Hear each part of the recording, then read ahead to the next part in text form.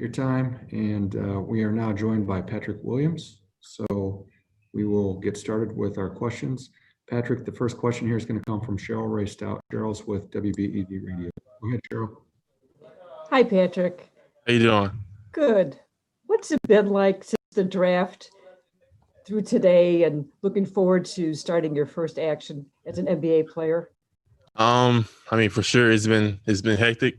Just having to leave so quick. I mean, I left. The draft was on, I believe, Wednesday, and I left on Friday. So just getting here and not really having anything really. Just being at a apartment and then trying to get accustomed to your new teammates and your new life. So at first it was definitely hectic, but I mean now things kind of slowed down. I've got to know the guys really well, so they've embraced me with open arms, which I really appreciate from them, and I'm just happy to be here and working.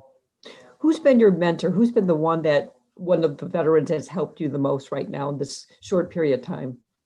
I would say all of them pretty much. Excuse me. I've been able to talk to all the guys, whether it's Luke or OP or Zach or even Kobe or DG. I mean, all the guys I've been able to talk to, ask questions. They all check up on me from time to time, ask me how I'm doing, how I'm doing on the court, off the court. So they've been, like I was saying, welcome me with open arms. They just accepted me as a teammate and a brother from day one. So, I mean, I've been talking to all the guys, and thank you. Thank you. Casey Johnson from NBC Sports Chicago is up next. Casey, go ahead. Hey, Patrick, I'm curious what your impressions have been to this point of Billy Donovan and what kind of conversations you guys might have had about your role or usage this season. Just from day one, he's kind of put me in different positions. Just from doing our one-on-one work. I've been doing things that a 3 would do. I've been doing things that a 1, 2, 3, 4, and 5 would do. So just put me at different positions, guarding different positions. And then also he's a great guy. Just from day one, talking to him.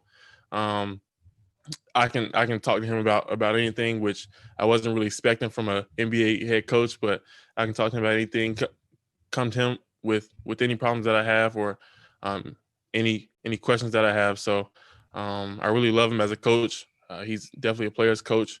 And then he's really smart. So it's been great having him. Thank you. Thank you. Patrick, our next question here comes by way of NBA International PR. So it looks like we've got Julian here from France. Julian, if you want to go ahead, please. Yes. Hi, Patrick. So my question, hey, I'm doing great. What about you? Good. I'm doing good. All right. So I wanted to ask you, I followed you for months now with the draft. So the Eastern Conference is full of I gotta say, young teams rebuilding. So my question is pretty simple. Do you think the Chicago Bulls have what it takes to make the playoff with the play-in system that is introduced this year? Do you think that the Bulls have what it takes with you? For sure. We have the pieces to make it now. We have the coaching staff, the front office team to make it. So I mean, we definitely have the potential. It's on us to get in the gym and work and get there. But I mean, we definitely have the potential. All right, thank you. Right. Next question here is from Mike McGraw with the Daily Herald. Mike, go ahead. Hey, Patrick. We've heard a lot about your used to be a point guard early in your career. Can you kind of take us through your early days of playing basketball and what positions you played and when you hit your growth spurt and what things were like for you back in those days? So I'll just start when I was in high school. Came into high school as 5'11", 6-foot freshman. So of course I had to play point guard, point guard, a little bit of the two. And then just from my freshman year to my senior year, I kind of grew every summer, I would say, a couple inches every summer. So sophomore year came in, I was still at that point guard, shooting guard role. And then my junior year, I was about 6'4", 6'5". And I kind of moved to that basically 1-2 1 through 3, 1 through 4 range, and then I just stuck with that my senior year. So when I got to Florida State, it was kind of all the same. At Florida State, the 1 and the 4 kind of do the same things. 1, 2, 3, and 4 kind of all come off ball screens. They all handle the ball, things like that. So, I mean, those guard skills are definitely still with me. I was thankful to have them in the first place, but Were you a good player in junior high? Were you, when you were back in your point guard days, were you a serious basketball player, or did it kind of evolve? I definitely got better every year as I continue to do so. But my freshman year, I was more of we had more scores on the team, so I was more of like a facilitator. And then as those guys kind of got older and graduated, I kind of started had to become more of a scorer for my senior year. So I mean, I definitely got better every year. I was never the best, but I definitely got better every year as I continue to do so. Okay, Darnell Mayberry's up. Go ahead, Darnell. Hey, what's up, Patrick? How are you? Good. I'm just curious. There seems to be this idea, not just in Chicago, but throughout the NBA, where because of the condensed schedule, rookies seems like not a lot of is expected of rookies. And I'm just curious to know what your view of that is. I mean, do you feel like you might be able to come in and surprise with how much you're able to contribute right away? Do you feel like you might be behind the 8 ball? What's your view of the idea that it seems like because of what's going on with COVID, the rookies might be behind? I mean, you really never know. I mean, we're all the rookies are stepping into something that we never seen before. We never dealt with before. We never been in the NBA, and of course we never been in the NBA during a pandemic. So, I mean, of course, every rookie wants to come in and contribute, but it's just you got to see how it goes. I mean, my job right now is to come in every day and just work and make sure I get the plays, make sure I'm doing what I need to do so that when my name is called, I can produce.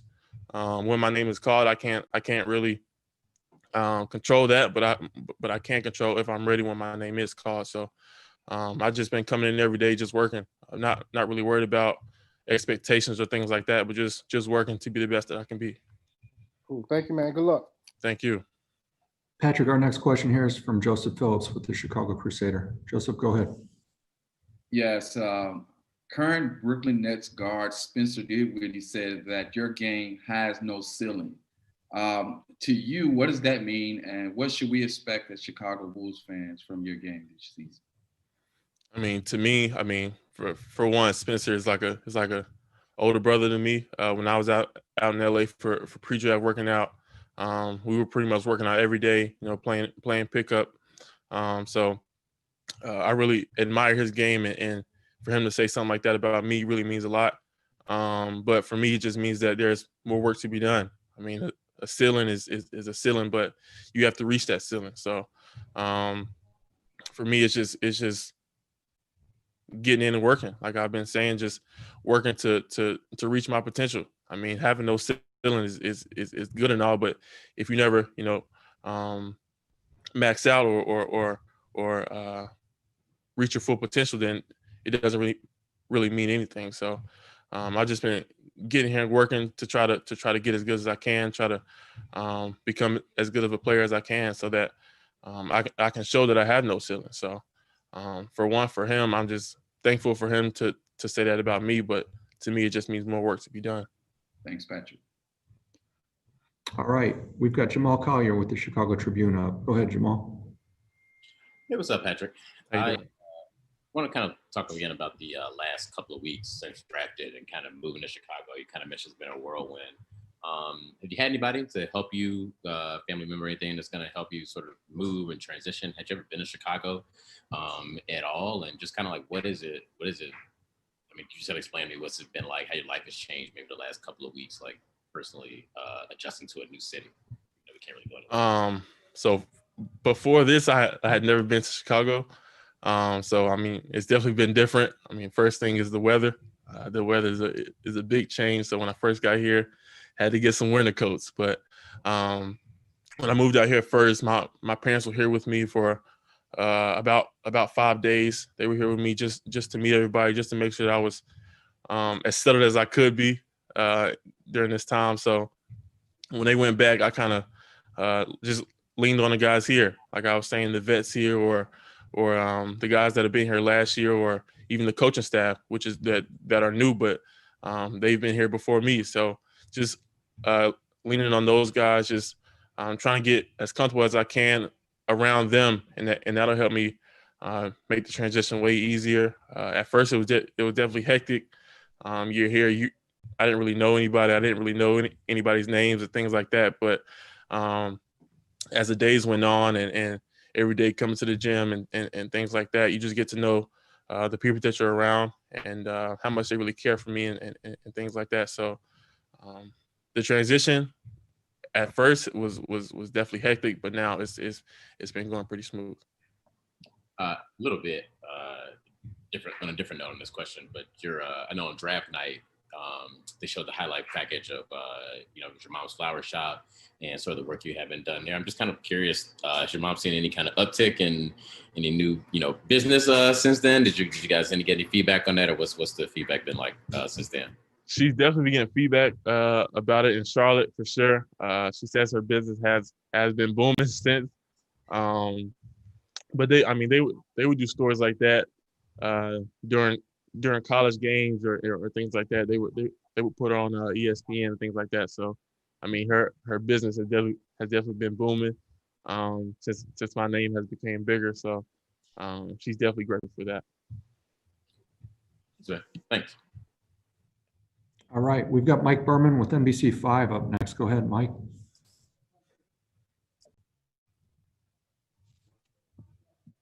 Hey, Patrick, how you doing, man? Good.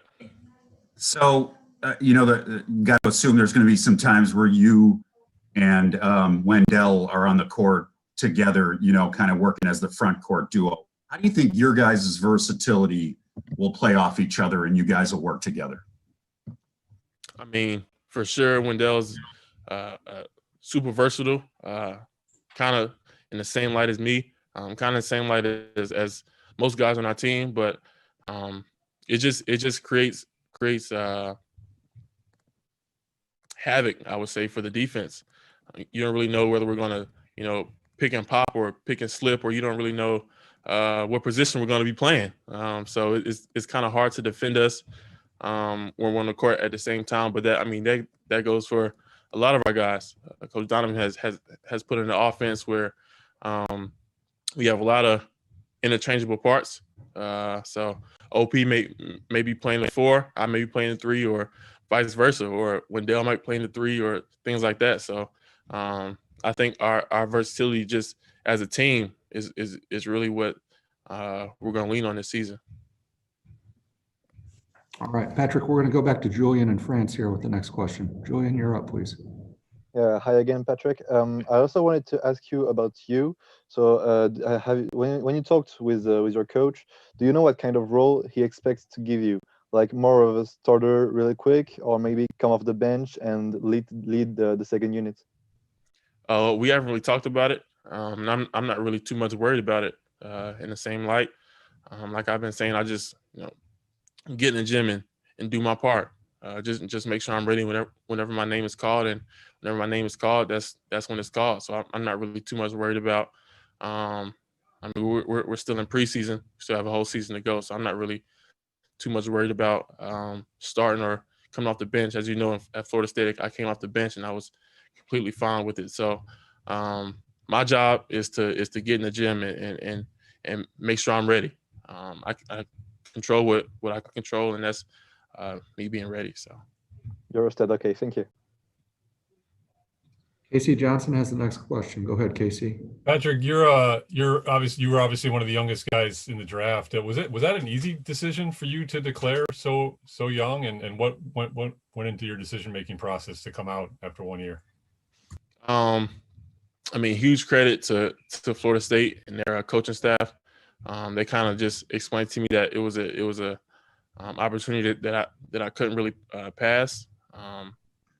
And in college, I wasn't really big on looking at draft boards or things like that. So I wasn't really sure exactly where I was projected to go. So I just leaned on them because they had been there before, with Jonathan Isaac or Malik Beasley or Dwayne Bacon or Fanu Kabigeli, Terrence Mann. So they've been through it before. So I just kind of leaned on them and trusted them. And I was the 4th pick in the draft, so I can't thank them enough.